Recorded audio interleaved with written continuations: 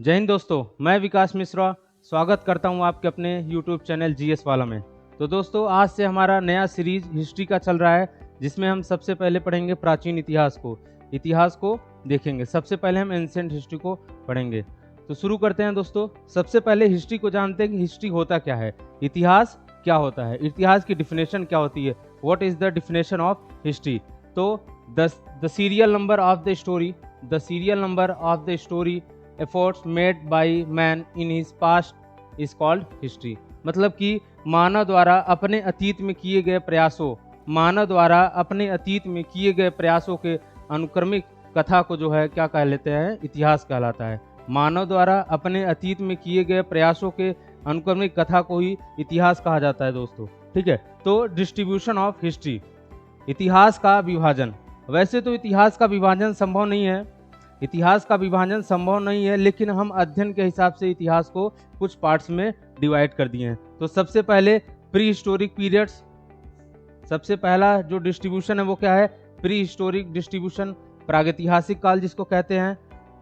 दूसरा है semi historical period, जिसको आद्य ऐतिहासिक काल कहा जाता है। इसके बाद थर्ड जो डिस्ट्रीब्यूशन है आपका दोस्तों, वो क्या है, हिस्टोरिकल पीरियड, जिसको ऐतिहासिक काल कहा जाता है। क्या कहा जाता है, ऐतिहासिक काल। तो pre historic times, semi historic times and historical period, ये तीन डिस्ट्रीब्यूशन है आपके हिस्ट्री के। अब इन्हीं को आगे हम डिटेल्स में पढ़ेंगे दोस्तों। तो सबसे पहले हम बात करते हैं प्री हिस्टोरिक पीरियड की। देखिए, उसके पहले हम थोड़ा सा ये जान लेते हैं कि जो इतिहास है ना, ये प्राचीन काल से हमारे यहाँ लिखने की जो है, इतिहास लिखने का कोई साक्ष्य नहीं था। अगर हमको इतिहास जानना होता था, किसी के इतिहास को जानना होता था, तो हम साहित्यिक और धार्मिक स्रोतों पर निर्भर थे। जैसे रामायण हो गया, महाभारत हो गया, वेद हो गए, इन सब चीज़ों पर हम डिपेंड थे। इसीलिए जो है उस समय का भी इतिहास कैसा था, अधूरा था। हम इतिहास लेखन से तब परिचित हुए, मतलब कि मानव इतिहास लेखन से तब परिचित हुआ जब मानव जो है तुर्क के संपर्क में आया था। तुर्क के संपर्क में जब मानव आया, तो उसके बाद जो है इतिहास लेखन से हम परिचित हुए। और उसमें होता क्या था कि दरबार में एक दरबारी होता था, मतलब दरबार में एक दरबारी कवि होता था जो इतिहास को लिखता था, और वो जो लिखता था इतिहास को, वो उसी दरबार के बारे में लिखता था। उसी दरबार के अंदर जो भी घटनाएं होती थी उन्हीं के बारे में लिखता था। इसीलिए उस समय का भी इतिहास कैसा था, तर्कपूर्ण नहीं था या पूरा अर्थपूर्ण नहीं था, जिसके वजह से हमको सारी चीज़ें की जानकारी नहीं मिलती है। ठीक है। तो अब हम बात करते हैं इसी प्री हिस्टोरिक पीरियड की। तो प्री हिस्टोरिक पीरियड क्या है कि when there was a human life before records documented human activity roughly dated from 2.5 million years ago to 1200 BC. It is generally categorized in three archaeological periods: first Stone Age, second Brown Age, third iron as.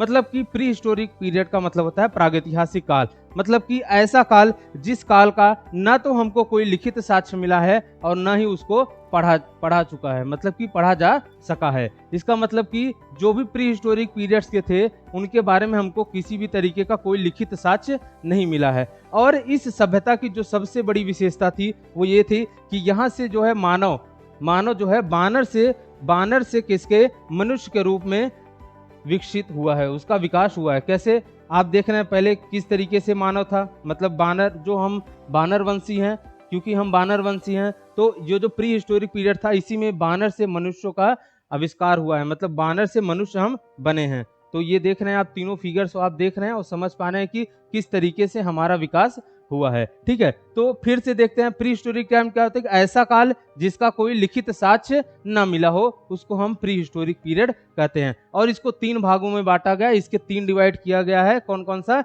Stone age, brown as और iron age.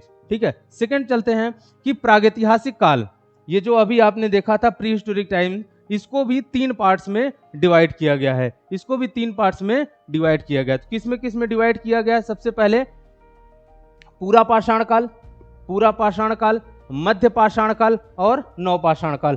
पूरा पाषाण काल, मध्य पाषाण काल और नवपाषाण काल में प्रागैतिहासिक काल को विभाजित किया गया है। ठीक है। कौन कौन सा? Palaeolithic period, middle stone age and neolithic period. Palaeolithic period age का जो टेन्योर है, ड्यूरेशन, वो क्या है, अज्ञात वर्ष से 8000 बीसी तक। मतलब कि पूरा पाषाण काल का जो समय है वो अज्ञात वर्ष से 8000 बीसी तक है। इसके बाद मध्य पाषाण काल जो आता है, मिडिल स्टोन एज आता है, इसका समय जो है 8000 बीसी से 4000 बीसी के मध्य आता है। मतलब कि जो आपका क्या मध्य पाषाण काल था उसका समय 8000 बीसी से 4000 बीसी के मध्य था। ठीक है। इसके बाद नव पाषाण काल आता है जिसको हम इंग्लिश में नियोलिथिक पीरियड कहते हैं, और इसका 4000 बीसी से 2500 बीसी या 1000 बीसी तक था। इसका टेन्योर 1000 बीसी तक था। अब पूरा पाषाण काल, मध्य पाषाण काल, नव पाषाण काल, इन सभी को बारे में हम डिटेल्स में चर्चा करेंगे नेक्स्ट क्लास में। ठीक है, नेक्स्ट क्लास में इसके बारे में डिटेल में चर्चा करेंगे हम लोग फिर। ठीक है, सेकेंड टाइप देखते हैं क्या है, semi historical period. Semi historical period, पहला क्या था, प्री हिस्टोरिक पीरियड, सेकंड क्या है, सेमी हिस्टोरिकल पीरियड। तो semi historical period is period, मतलब semi historical period is called that period in which archaeological evidence was found as well as written evidence was found, but written evidence could not be read. मतलब कि semi historical period जिसको हम आद्य ऐतिहासिक काल कहते हैं, ऐसा काल है जिसमें हमको लिखित साक्ष्य तो मिला है, जैसे इसका हमको लिखित साक्ष्य तो मिला है लेकिन हम इसको पढ़ नहीं सके, हम इसको अभी तक पढ़ नहीं पाए हैं, इसीलिए इसको हम सेमी हिस्टोरिकल पीरियड कहते हैं। जैसे एग्जांपल क्या है इसका एग्जांपल क्या है, तो पहला हड़प्पन सिविलाइजेशन का टेन्योर क्या था दोस्तों, तो 2500 बीसी से लेके आपका 1500 बीसी तक था जो आपका हड़प्पन सिविलाइजेशन था। इसके बाद सेकंड इसका एग्जांपल है वैदिक पीरियड जिसका टेन्योर का था 1500 बीसी से 600 बीसी तक था। ठीक है, सेमी हिस्टोरिकल पीरियड किसको कहते हैं, ऐसा पीरियड, ऐसा समय जिसका लिखित साक्ष्य तो मिला हो लेकिन हम उसको पढ़ नहीं पाए हैं, पढ़ नहीं सका गया है, इसीलिए उसको सेमी हिस्टोरिकल पीरियड कहा जाता है। जैसे जिसका एग्जाम्पल क्या है, हड़प्पन सिविलाइजेशन एंड वैदिक सिविलाइजेशन। ठीक है दोस्तों, तो आगे चलते हैं। नया टॉपिक क्या है आपका, historical period. Pre historic period, अभी हमने बताया था कि डिस्ट्रीब्यूशन ऑफ हिस्ट्री में पहले हमने देखा था क्या क्या, pre historic period, semi historic period and third क्या था आपका, हिस्टोरिकल पीरियड जिसको कहते हैं ऐतिहासिक काल। जिसको क्या कहते हैं दोस्तों, ऐतिहासिक काल। तो ऐतिहासिक काल क्या था कि the period in which man was familiar with some kind of script and that script was already been read. We get information about the historical period from archaeological sources, literary sources and tableaus of foreigners. The sources of this period have been read and understood. मतलब कि ऐतिहासिक काल हम उसको कहेंगे जिसका हमको लिखित साक्ष्य भी मिला है, साथ ही साथ उसको पढ़ा भी जा सका है, उसको हम कहते हैं हिस्टोरिकल पीरियड। मतलब ऐतिहासिक काल कहते हैं किसको कहते हैं, जिसका हमको लिखित साक्ष्य भी मिला है, एविडेंस भी मिला है और उसको पढ़ा भी जा सका है। जिसके एग्जाम्पल क्या है दोस्तों, जिसके एग्जाम्पल हैं आपके एंशिएंट पीरियड मतलब कि प्राचीन काल जिसको कहते हैं, मिडिवल पीरियड जिसको मध्य काल कहते हैं, और मॉडर्न पीरियड जिसको हम आधुनिक काल कहते हैं। क्या कहते हैं, पहला पीरियड क्या है, एंशिएंट पीरियड प्राचीन काल, दूसरा मिडिवल पीरियड मध्य काल, तीसरा मॉडर्न पीरियड आधुनिक काल। मतलब कि तीनों काल आपने देख लिया। कौन कौन सा, प्री हिस्टोरिक पीरियड जिसको प्रागैतिहासिक काल कहते हैं, फिर से एक बार रिवीजन कर लेते हैं। प्री हिस्टोरिक पीरियड जिसको प्रागैतिहासिक काल कहते हैं, उसका क्या बताया था हमने कि ऐसा काल जिसमें ना तो लिखित साक्ष्य मिला है ना ही पढ़ा जा सका है, उसको pre historic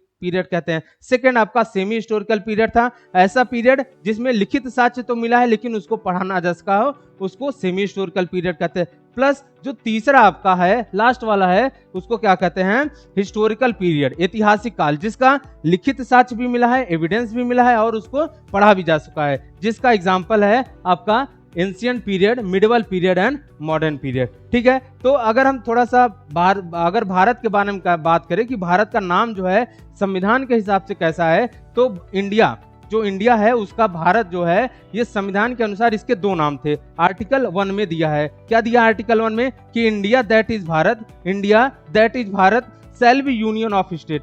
India that is Bharat, मतलब वहां इंडिया के कितने नाम है? 2 नाम है। कौन कौन सा? इंडिया और भारत। तो India that is Bharat shall be union of state, ये भारत का नाम है संविधान में। ठीक है, तो दोस्तों आज का ये हमारा फर्स्ट लेक्चर था हिस्ट्री का, जो इंट्रोडक्शन बेस था। अब आगे हम इसके बारे में डिटेल में चर्चा करेंगे। नव पाषाण काल, मध्य पाषाण काल, पूरा पाषाण काल, इसके बाद हड़प्पन सिविलाइजेशन, फिर मौर्य डायनेस्टी, फिर गुप्ता डायनेस्टी, इन सभी के बारे में हमारी सीरीज चलती रहेगी। ठीक है दोस्तों, तो आज का लेक्चर यही खत्म करते हैं। तब तक हमारे चैनल को, जीएस वाला को लाइक करिएगा, शेयर करिएगा और ज्यादा से ज्यादा लोगों तक शेयर करिएगा, जिससे बहुत से लोगों को जो है इसका बेनिफिट मिल पाए, जो हम लोग का फ्री इनिशिएटिव चल रहा है। ठीक है दोस्तों, थैंक यू।